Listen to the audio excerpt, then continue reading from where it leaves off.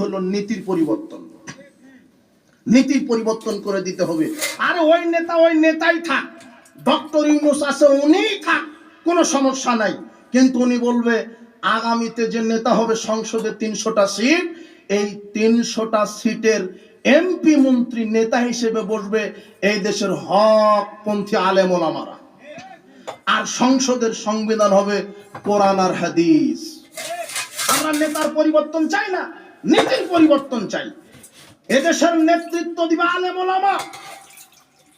কোন ঘুষখোর, কোন সাদাবাজ, কোন দুর্নীতিবাজ, কোন লুচ্চা, কোন বেনামাজি, কোন মুশরিক, কোন মদখোর, কোন হারামখোর, কোন লুচ্চা নেতা হওয়ার যোগ্যতা রাখে না। এরা কেন নেতা হবে? নেতা হবে দেশের আলেম। আশ্চর্য কথা, আপনি ঠিক বলছেন আবার কোন কণ্ঠে? একজন মসজিদের 1000 জন মুসল্লির জন্য ইমাম নিয়োগ দেওয়া হয়।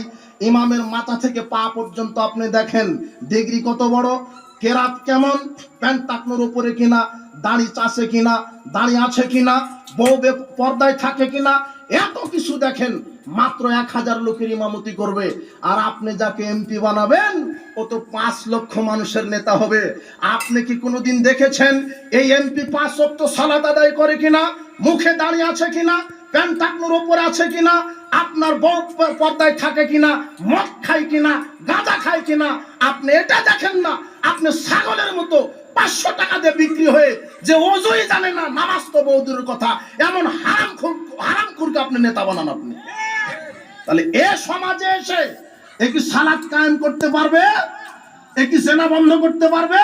ওই নেতাই 1400 জন নারীকে নিয়ে রাত কাটাবে, ওই নেতাই গাঁজা খাবে, ইয়াবার ব্যবসা করবে। আপনি হারামখোর এদেরকে নেতা বানান কেন? আগামীতে বাংলাদেশের নেতৃত্ব দিবে এদেশের হকপন্থী আলেম ওলামা। এরাই হবে নেতা, এরাই হবে এমপি, এরাই হবে মন্ত্রী। আর বাংলাদেশের সংবিধান হবে কোরআন আর হাদিস। আল্লাহ, তুমি এমন একটা অভ্রান্ত সত্য নেতা পাঠাও যে কোরআন সুন্নাহর আদর্শ দিয়ে সারা বাংলাদেশকে শিরক বেদাত আর নির্যাতিত মানুষের পাশে দাঁড়াবে। অন্যায়, জুলুম, সুদ, ঘুষ, দুর্নীতি একেবারে মিটিয়ে দিবে।